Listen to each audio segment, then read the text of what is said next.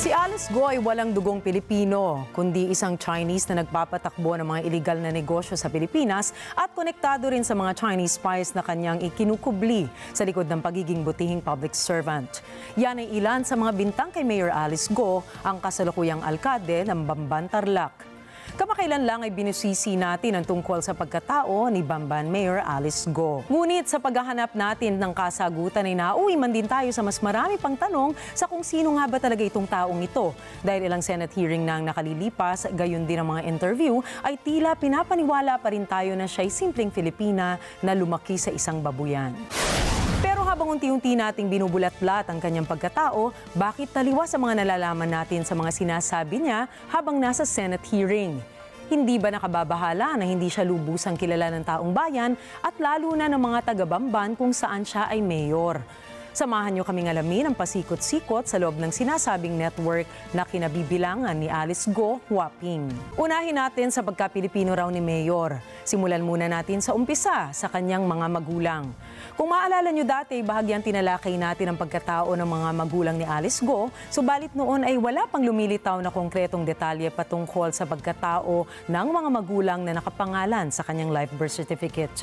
Ngunit nitong mga nakaraang araw ay may mga nasagap tayong bagong impormasyon na galing mismo sa pinakabagong Senate inquiry at ibang concerned netizens na umano'y nakapagbibigay linaw o lead sa kaso.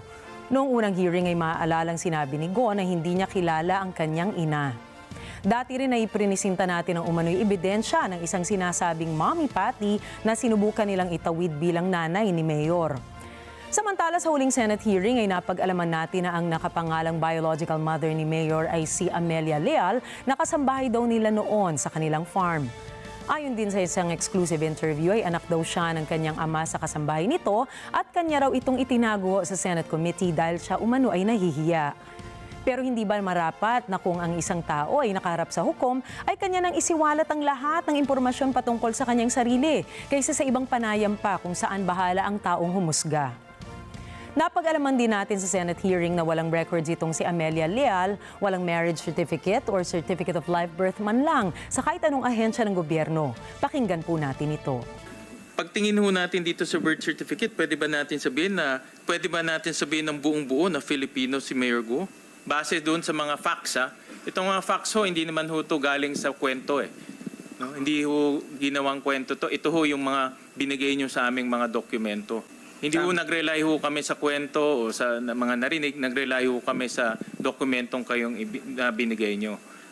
Opo. Mr. Senator, base po dito sa birth certificate ngayon ni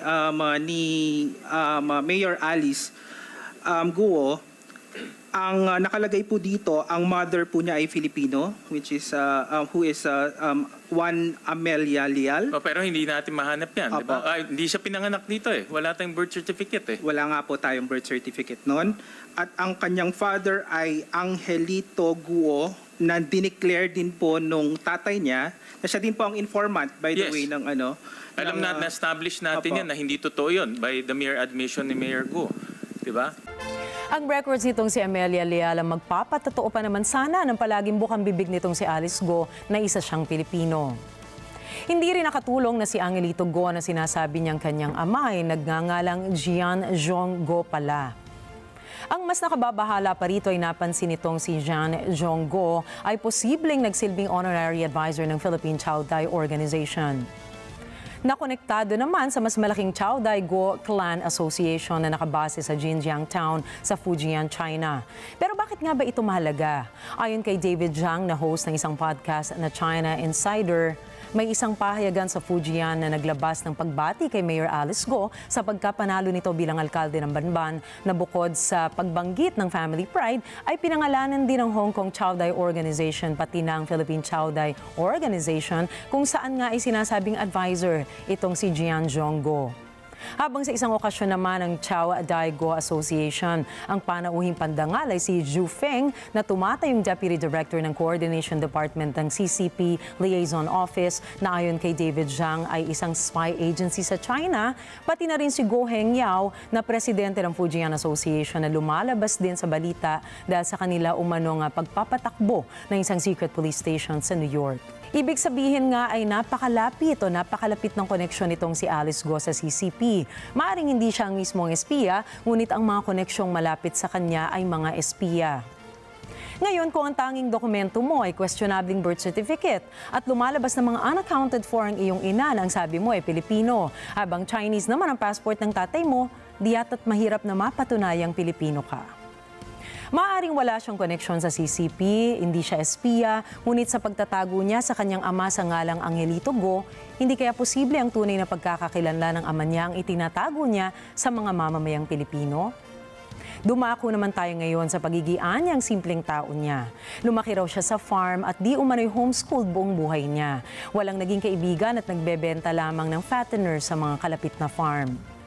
Ngunit taliwas ito sa nakikita natin sa mga nailabas ng Expose Philippines na pamumuhay ni Mayor, magmula sa mahaling kintas, mga bag at iba pang mga kagamitan. Sa taong namumuhay ng simple, hindi yata akma ang paggastos ng milyong-milyong piso sa iba't ibang bagay. Gaya na lang halimbawa ng isang chopper na tinalakay natin noong una na kanyang naibenta na raw sa isang British company. At rider din pala itong si Mayor Alice Go. Makikita po natin siya rito sa litrato sakay ng Harley-Davidson Fatbob 114 na nagkakahalaga ng 1.4 million pesos. O baka naman po ito ay hindi kanya. May isa ring video nakitang nagmomotor itong si Mayor gamit ang isang Can-Am Spyder RT Limited na nagkakahalaga naman ng 1.7 million pesos. Pero baka hindi rin po kanya ito, ano po. Habang ang isang McLaren 620R na itinanggi ni Mayor Alice na kanyang pagmamayari ay isa palang Dongfeng utility vehicle lamang. Ngunit alam ba ninyong ito ang kaisa-isang McLaren 620R na namataan sa bansa? Saan nga ba lumitaw ang McLaren 620R na modelo dati? Ngayon, maaari ngang nagsimula ang negosyo ni Go sa isang simpleng babuyan, ngunit nakalimutan man din niyang ilabas ang iba't iba pa niyang negosyo. Sa dami ng negosyong lumutang ay ang burdahan at QJJ meat shop lang ang kanyang idineklara noong unang Senate inquiry na para bang tipid na tipid ang inibahagi o binahagi niyang impormasyon. Ano negosyo ng tatay mo sa China? Fabrics po. Ano po? Fabrics, tela. Fabrics. Opo, may Magkano embroidery din kinikita po. niya?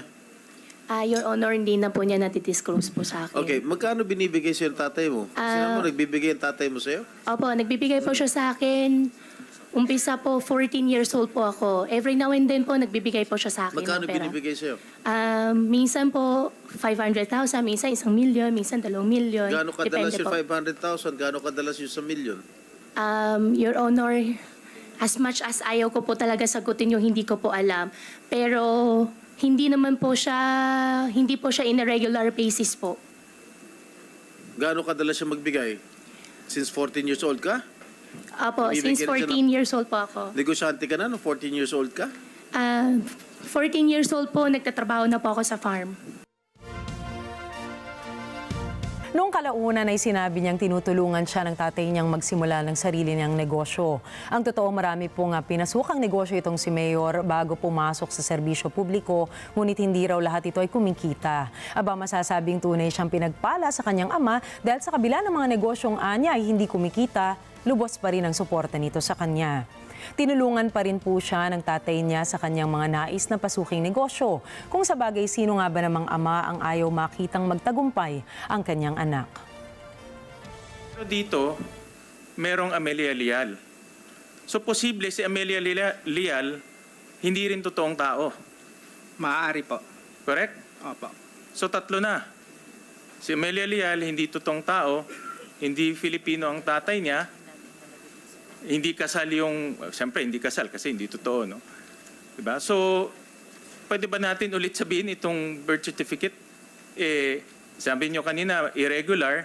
So, pag irregular siya, hindi natin pwedeng gamitin ito as para basehan sa anumang dokumento. Binigyan daw siya ng seed money ng tatay niya upang mabili ang kasalukuyang kinatatayuan ng Baofu Compound, lugar na ayon sa kanya ay nabili niya ng hulugan na pinaghihinalaan namang isang scam center at isang drug den.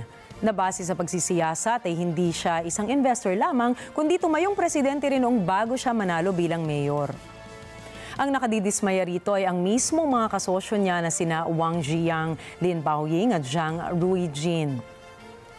Para po sa kaalaman nating lahat, si Lin Baoying at Zhang Ruijin ay sangkot sa isang multi-billion-dollar money laundering case sa Singapore na itinuturing na largest money laundering case sa nasabing bansa. Naayon din sa mga investigador kasama sa nasabat na ari-arian ni Zhang na mga Chinese bank accounts at Chinese company shares at trade assets ay ang share sa isang Philippine real estate development company. Bagay na ayon kay Go ay napag-alaman lang din daw niya noong Senate hearing. Sa kaso naman ni Wang Ziyang na kasalukuyang hindi mahanap na otoridad ay may mga interesanteng panayam si Mayor patungkol sa kasosyo niyang ito. On record, partner mo isang fugitive. At I think, gusto ko, Madam Chair, to ask AMLAC si Attorney Adrian Arpon, looking at itong circumstance, is this a classic case of money laundering? Attorney Arpon. Sir, good afternoon. With your indulgence. Sir, possible po. In fact, our office is now investigating this and gathering intelligence information. In the financial statements, wala doon eh. Ang pera galing, ewan ko galing saan, baka China, diretso ka agad, 6.1 billion pesos sa kontraktor. Bakit tila kumpiyansa si Mayor Alice na ipatawag ang kanyang business partner na mismong pao kay hindi ito matunton? Ano ang posibilidad na nakakausap pa niya ito? Mahirap nang paghiwalayin ngayon ang pagkatao ni Mayor Alice at ang kanyang network dahil bukod sa pumasok siya sa negosyo kasama ang mga ito, siya pa ang tumayong representative ng Hongsheng at presidente ng Baofu. Siya rin ang taong nag-apply ng LONO o Letter of No Objection para makapag-operate sila sa Bamban. Natawag din ang pansin ng Anti-Money Laundering Council o AMLAC dahil hindi nagtatama itong testimonya ni Mayor sa kanyang salin. 1.2 million pesos lang umano ang pumasok na pera sa Baofu, ngunit 6.1 billion pesos ang kinailangan para maipatayo base sa independent investigations. Ang lahat ng mga nabanggit ay taliwas sa sinasabing simpleng buhay na pinalalabas ni Mayor Alice Go. Magmula sa maraming negosyo, undeclared assets, helicopter, luxury vehicles, ultimong designer clothes at bags, maaaring hindi siya nagdedeklara ng kanyang tunay na kayamanan o kaya naman ay hindi dumaraan sa legal na proseso ang perang pinaiikot niya. Samantala, balikan po natin ang Baofu Compound. Ang parehong Baofu Compound na nagpapasok sa mga wanted criminals for fraud, gambling, and money laundering. Ang parehong Baofu Compound na kinasasangkutan umano ng patong-patong na human rights abuses at human trafficking violations. Ang parehong Baofu Compound na 1.2 million pesos lang ang pinasok na kapital, ngunit ilang bilyong piso ang kinailangan para maipatayo. Ang pareho pa ring Baofu Compound na pinayagang mag-operate mismo ni Mayor sa likuran ng kanyang baluarte na halos bakuran lamang ang pagitan. Kung sakali namang clueless nga itong si Mayor sa di umanong mga kahina-hinalang kaganapan sa likuran ng kanyang bakuran, hindi kaya ito dahilan para mag-alala ang mga tao ng Bamban dahil ito ay malinaw na pahiwatig ng kapabayaan at dahilan upang questionin kung karapat-dapat pa ba siyang manatiling alkalde roon.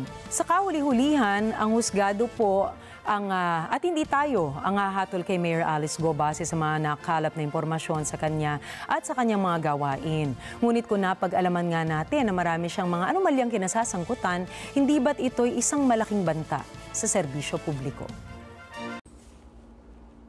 Nagustuhan niyo ba ang ganitong pagtalakay?